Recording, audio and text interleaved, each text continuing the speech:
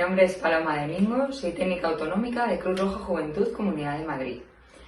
En este módulo vamos a trabajar el acoso escolar y la violencia a través del uso de las nuevas tecnologías. En concreto vamos a tratar conceptos y contextualización del acoso escolar, bullying, los tipos de violencia en el acoso escolar, los agentes involucrados, las fases, otras formas de acoso.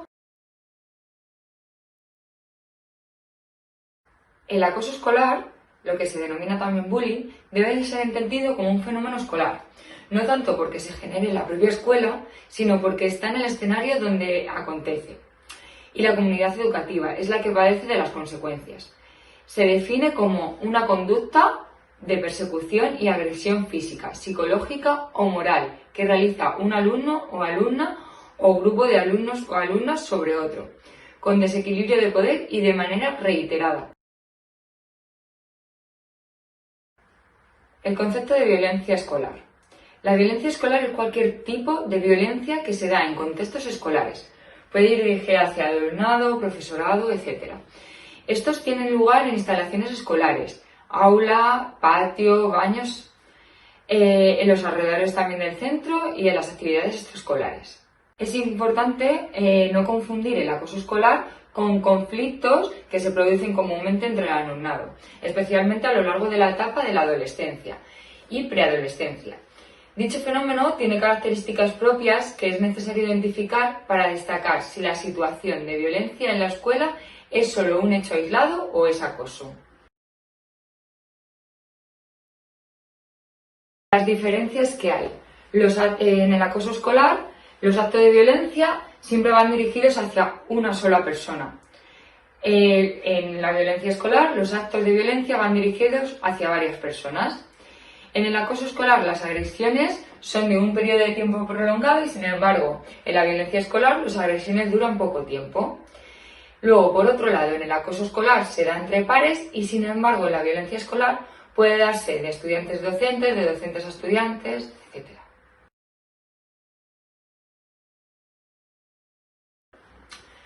Hay varios tipos de violencia en el acoso escolar. Está en la clasificación número 1, en la física, incluye patadas, empujones, golpes con las manos, escupir, mordiscos y cualquier agresión que atente contra la integridad corporal de la persona, así como acciones humillantes como bajar los pantalones, tirar de la ropa, etc. Este tipo de violencia es la más conocida y además la más fácil de detectar. Verbal. Se refiere a amenazas, insultos, burlas sobre la indumentaria, el aspecto físico, la raza, el origen étnico, una singularidad del habla o de la conducta, etc. Social. Es una forma de discriminación grupal fomentada por el agresor o agresora hacia la víctima. Se puede manifestar ignorando a la niña, niño o joven acosado, negándole el saludo, aislándolo o generando rumores que afectan a su imagen.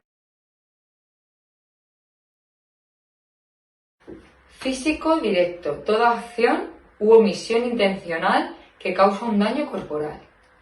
Físico indirecto, toda acción u omisión que ocasiona daño en las pertenencias de las y los estudiantes, como la sustracción, destrucción, desaparición, ocultamiento o retención de objetos u otras pertenencias. Sexual.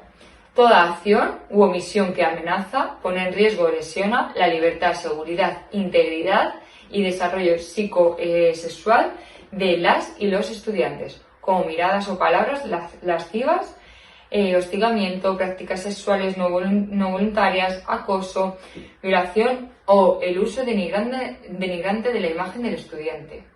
También puede haber acoso escolar a través de las tecnologías de la información y comunicación. Y es toda violencia psicoemocional implementada a partir del uso de plataformas virtuales y herramientas tecnológicas, tales como chat, blog, redes sociales, correo electrónico, mensajes de texto, vía WhatsApp, enviados por móviles, foros, servidores que almacenan vídeos o fotografías, páginas web, teléfono y otros medios tecnológicos, incluyendo la suplantación de identidad por esa vía de comunicación. Verbal, acciones violentas que se manifiestan a través del uso del lenguaje, como los insultos, poner sobrenombres descalificativos, humillar, entre otras. En este entorno escolar afectado por el acoso escolar, varios son los implicados. Están las instituciones, los padres y madres de la familia, el profesorado y el alumnado. Sin embargo, 3 son los sujetos directamente involucrados. Está por un lado la víctima, por otro lado el agresor o agresora y el observador o observadora, que vamos a un poco hablar de ellos a continuación. Por un lado, como hemos dicho, está el agresor o agresora, que es quien ejerce la violencia, el abuso o el poder sobre la víctima. Luego está la víctima, que es quien sufre las agresiones. Y por otro lado está el observador o observadora, que es un compañero o compañera que presencia las situaciones de intimidación y puede reaccionar de distintas maneras, aprobando, reprobando o negando la agresión. Quiero dejar claro que no hay un perfil establecido de la víctima ni de la persona agresora. Esto es muy importante que se nos quede, que no hay un perfil establecido. Ahora vamos a pasar a explicar las fases. La primera es de los motes inocentes al estigma social. Características. Todo aparenta ser un juego sin consecuencias. El hecho desencadenante del maltrato puede ser puntual y carecer de importancia. Empieza a aparecer un maltrato sutil y las expectativas de la víctima se centran en no ser el blanco de otro ataque. Segunda fase. Confusión, acoso y derribo. Características. Se produce el mayor hostigamiento hacia la víctima. La persona acosadora tiene intención de propiciar daño sistemáticamente. La violencia se produce delante del grupo de iguales, no personas adultas, con la intención de conseguir un grupo aliado. Por otro lado, la víctima se siente culpable y responsable de lo que sucede. Y en esta fase, la víctima aún es capaz de convivir en el aula con la persona agresora. En la tercera fase, nos encontramos con la aparición de daños psicológicos graves. Aquí la característica es que la víctima comienza a presentar síntomas físicos y psicológicos graves.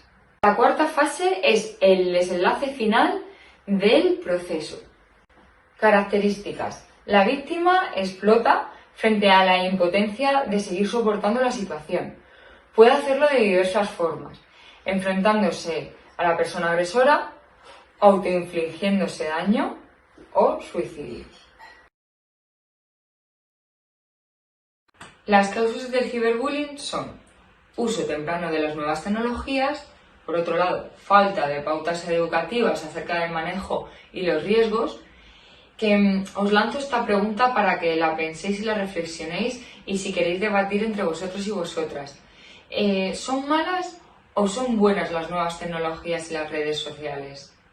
Otra de las causas que nos de los riesgos que existen, también que los y las menores en muchas ocasiones no son conscientes de la importancia de la privacidad. Al igual que en la calle no solemos hablar con desconocidos, por las redes sociales tampoco deberíamos de hacerlo, ya que no sabemos quién está al otro lado de la pantalla.